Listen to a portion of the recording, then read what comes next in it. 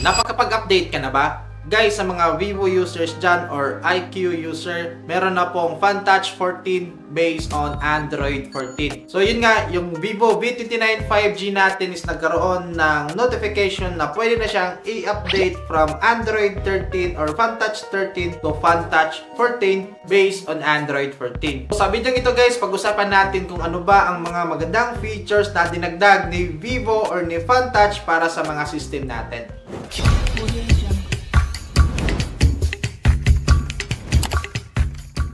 Yun, so ito yung Vivo V29 5G natin guys na na-upgrade natin from FunTouch OS 13 to FunTouch OS 14 based on Android 14. Guys, unang mapapansin nyo sa kaniyang bagong update is itong quick settings or itong quick settings panel. Ayan.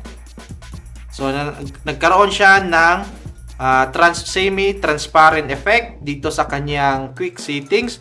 So, napaka-smooth at napaka-elegant tignan. Dito din guys, makikita natin yung power off button. So, kasi noong una, Android 13 is wala pa itong power off button dito. So, pwede mo siyang pindutin at ayan, meron tayong power off at restart at emergency. So, pangalawa guys, multitasking. So, unang-una naman si Vivo V29 5G is merong multitasking. Pero, mas pinalupitan pa ni Vivo dito sa kanyang FunTouch 14.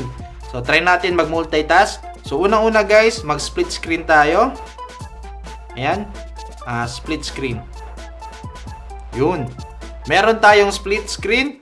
Katulad, for example, meron tayong Google Chrome at dito naman is YouTube. So, meron pang dinagdag si Vivo guys. Pwede ka pang mag-add ng additional small window. So, tatlong window open at the same time. Meron tayo ditong Google Chrome, YouTube app dito sa baba at meron tayong calculator. Yan. Small window na kaya kang mag-open up to 12 apps. So, papakita ko sa inyo guys. Ito, calculator, small window. Ayan. Pwede nating i-hide. Open ka ulit ng isang app para ating small window. For example, YouTube. Ayan. Small window din. Ayan. Lagay natin dyan. Ito naman. Gawin natin small window ulit. Ayan. So, meron tayong small window dito sa gilid. Up to 12 of application guys na pwedeng malagay dito sa small window. Ayan. Meron pa rin namang smart sidebar dito guys. Pangatlo guys, in-upgrade na yung system. Syempre yung performance. Meron na tayong tinatawag na RAM saver. So kung mapapansin nyo guys, napaka-smooth ng kanyang animation sa pag-open ng mga apps. Ayan. Kumpara dati na medyo may kunting delay. Dito guys sa FunTouch 14, wala ng delay. Or kung meron man, bihira na lang magkaka-experience ng delay. Pangapat guys na dinagdag dito is yung battery percentage. Punta lang tayo dito sa display at dito sa status bar. Ayan. Battery style percentage. So, pwede mo siyang gawing landscape, pwede mo siya gawing circular or circle.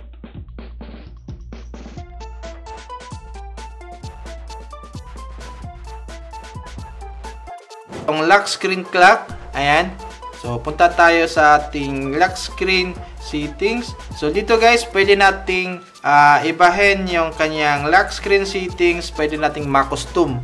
Dito, pwede tayong ibahin yung phone. Ayan, meron tayong pagpipilian dyan.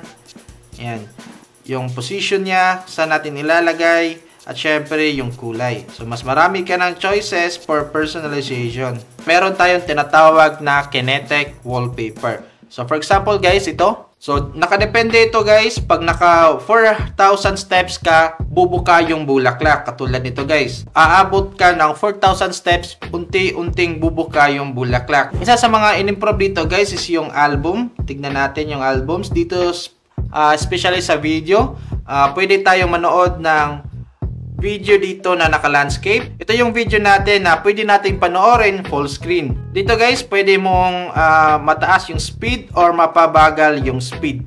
Dati guys, alam naman natin sa mga Vivo users dyan, pwede tayong makapag-edit ng ating photo at video dito mismo sa album natin. So, isa sa mga in-improve ni Vivo dito or sa PhanTouch 14. So in-improve nila yung export option. Dito guys, pwede kang mamili ng quality ng inyong i-export. Pwede pumili ka ng 4K, 60 frames per second na i-export mo sa inyong edited video. Sa hide app naman guys, may dinagdag dito si PhanTouch OS 14, which is yung pwede kang makapag-hide ng mga Google apps. Dito guys, pwede mo nang i-hide yung files, yung mga Google apps na meron ka. Dito din guys, sa pag-share ng ating mga files, meron ng preview sa video. So sa iba dyan, siguro hindi ito importante, pero isa ding napansin ko sa PhanTouch OS is meron ng preview para sa video. For example guys, mag-share tayo ng video sa isang device.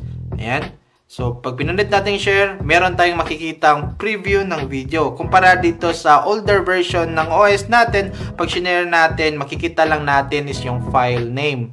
Ayan, dito meron tayong preview sa file na isi-send natin o share natin. So, ito naman you guys, yung tinatawag na live caption. Search na natin dito sa settings. Live. Ayan. Live caption. Yun. So, dapat naka-turn nito. Once nanonood tayo ng mga videos na walang caption, example ito guys. Yan, meron tayong live caption dito. Yun. Meron tayong subtitle dito na mababasa or captions. So yun guys, ito yung mga features na nadagdag dito sa unit natin, Vivo V29, nung in-upgrade natin into Android 14 or PhanTouch 14. So, gagawa pa tayo ng longer videos, hihimayin pa natin to. So, make sure lang nakapag-subscribe ka dito sa channel natin. At syempre, like this video at comment na rin kung anong gusto nyong mapanood sa susunod nating video. Once again, this is Predetech. Kita-kita sa susunod na video. Let's go!